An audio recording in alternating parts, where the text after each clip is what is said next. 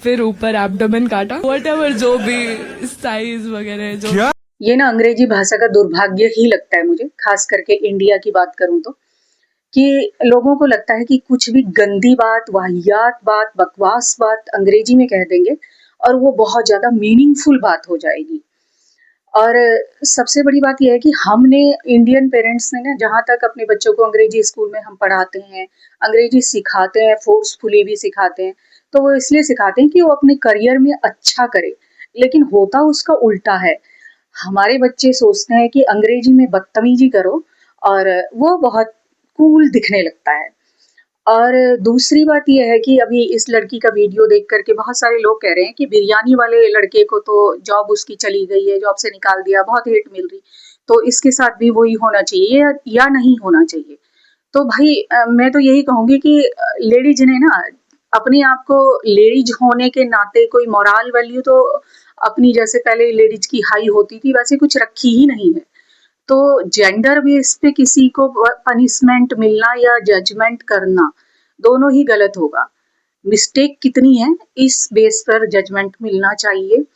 क्योंकि कुछ लेडीज ने, ज्यादातर ने बल्कि, आजकल मुझे लगता है कि इक्वालिटी के नाम पे, फेमिनिज्म के नाम पे सिर्फ जेंट्स की तरह खड़े होकर के पेशाब करना ही बाकी रह गया है। बाकी सारे जो जेंट्स में जो कमियां थी ना, उन्होंने जेंट्स की अच्छाइयों को नहीं अपनाया।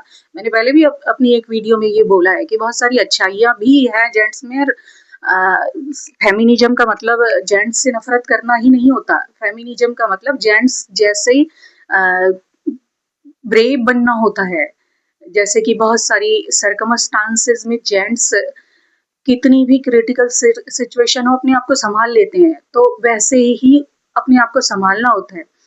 पर लेडीज ने ना जो जेंट्स की कमियां थी उनको अपना लिया और उन्हें खुश होकर के ग्लोरीफाई करके वो बना दिखाती हैं रील्स के जरिए।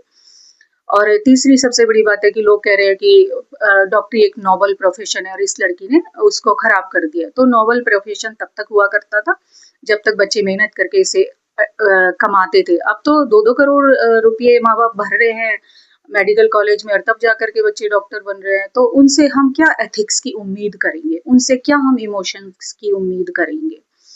ये तो हमारे सिस्टम की कमी है, उनकी कमी थोड़ी है।